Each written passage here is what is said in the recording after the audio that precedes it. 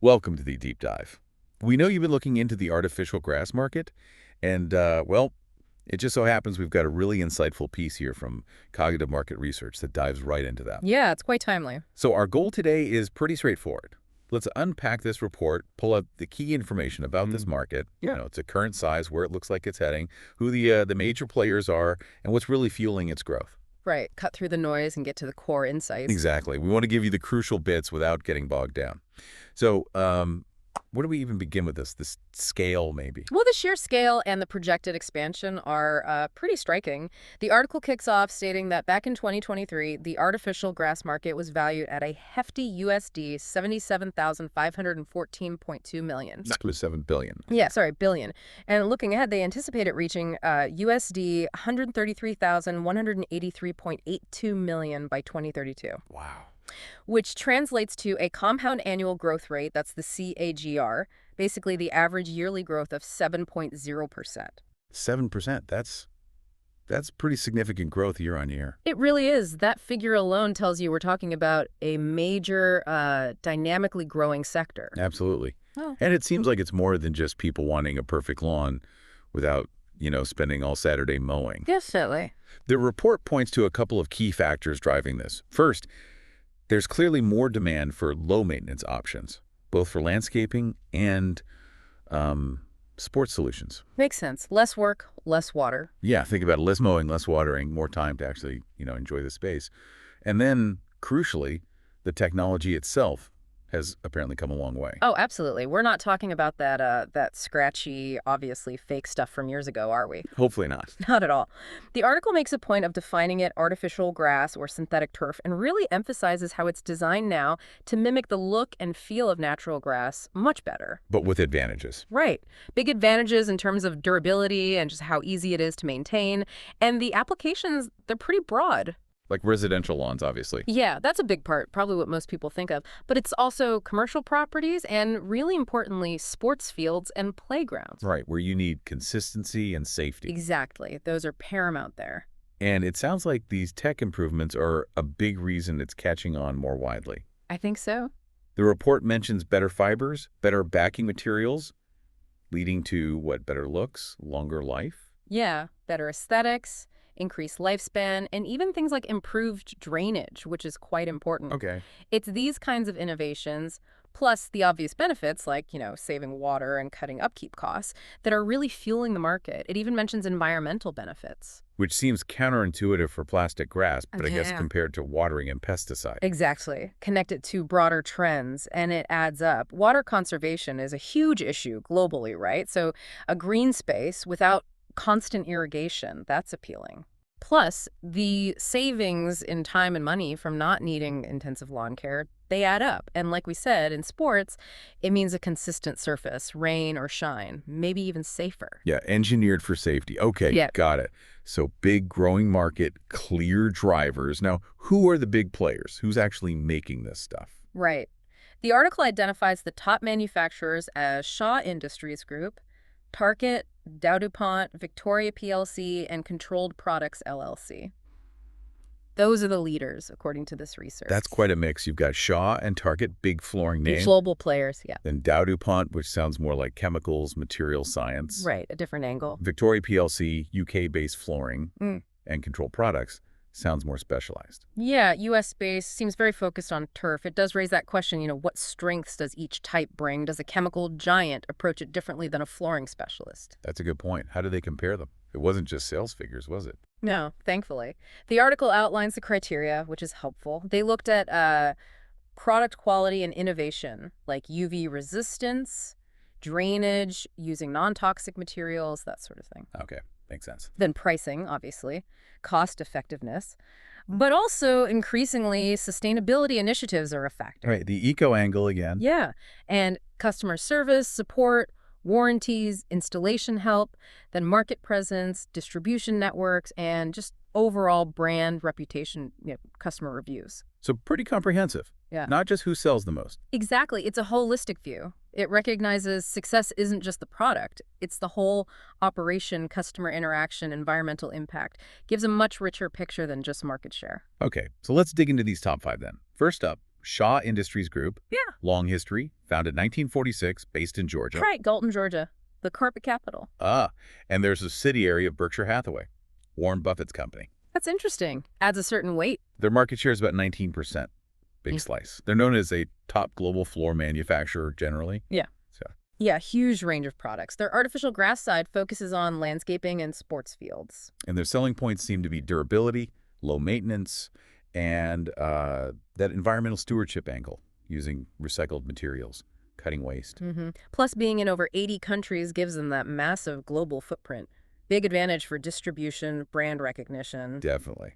That long history in flooring probably means deep manufacturing know-how and solid supply chains, too. And maybe that Berkshire Hathaway backing gives them stability, trust in the market. Okay, next is Target. Even older, 1886, Paris-based. Wow, yeah. Long history there. Over 100 countries and slightly bigger market share than Shaw at 20%. Also a global leader in flooring and sports surfaces. And the report really highlights their sustainability focus. Circular economy, recycling, eco-friendly materials, energy efficiency. Seems core to their brand. Their turf division is FieldTurf, noted for sports. Yeah, FieldTurf is a big name, especially in sports. Known for durability, performance, safety. And they just bought Domo Sports Grass, November 2023. Right. That's a really interesting move. Domo was already significant in sports turf. So that strengthens Target's position there quite a bit. Definitely. Increases market share, but also probably gives them new tech, maybe wider networks, more customers in that specific athletic niche. And that sustainability focus fits the growing demand. Okay. Then Dow DuPont. Bit different. Formed more recently, 2017, merger of Dow Chemical and DuPont. Right, the chemical giants. They had a 14% share. But the article notes they split up again in 2019 into Dow, DuPont, and Corteva. Yeah, 3 separate companies. Material science, specialty products, agriculture. So it's interesting that even as that short-lived conglomerate, they held a decent chunk of this market. And they had massive global revenue back then. It really highlights the role material science plays, doesn't it? Even if turf isn't their main game, their expertise in polymers and materials is key for the raw ingredients and tech involved. And presumably, those successor companies might still be big suppliers or innovators in the turf supply chain. Very likely, yeah. Their expertise didn't just disappear. Okay, moving on. Victoria PLC. UK-based global flooring dates back to 1895. Another long-established one. 9% market share. They do carpets, LVT, artificial grass, tiles, wide range. Expanded globally, UK, Europe, Australia now. Through acquisitions and organic growth, it says. And like the others, they're emphasizing innovation and sustainability in their turf division, eco-friendly, low maintenance. Yeah, that seems to be a common thread. Victoria PLC's history gives them experience, distribution channels, and that expansion strategy shows they're actively pushing into international markets, including artificial grass. Right. And finally, Controlled Products LLC, U.S.-based, founded 89, also in Georgia, 11% market share. Back to Dalton, Georgia again. Seems like the place to be for turf. Their focus is specifically on high-quality synthetic turf, trying to mimic natural grass closely. Residential, commercial, sports applications, durability, low maintenance, the key themes. And they operate under several different brands: Synthetic Turf International, STI, Grass Tex, Sport Turf. Yeah, that suggests they're targeting different niches, different customer needs within the market, catering to specific segments. And again, emphasis on advanced tech, customization, and sustainability eco-materials, water saving. The specific focus on turf and using multiple brands probably gives them a deep understanding of what different customers want. Customization is a big deal too, tailoring solutions. Okay, so those are the big 5. But it's not just them, is it? The article mentions potential threats from emerging companies. Right, the landscape isn't static.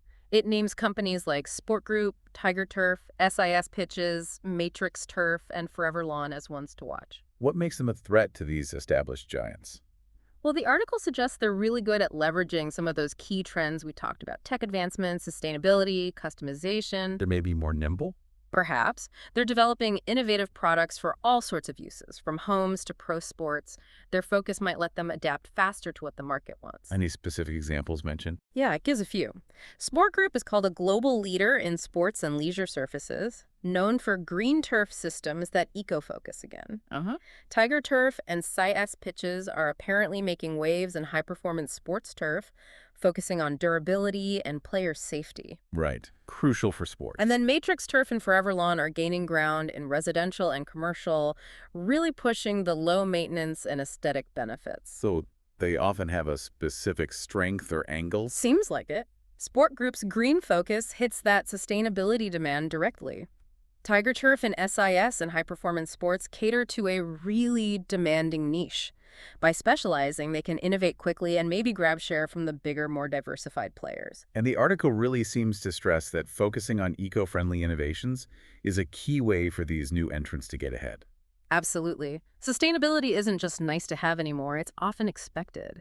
The article points to several areas where these newer companies can really make a mark with eco-innovations. Like what? What kind of green innovations are we talking about? Well, a huge one is developing truly recyclable synthetic turf.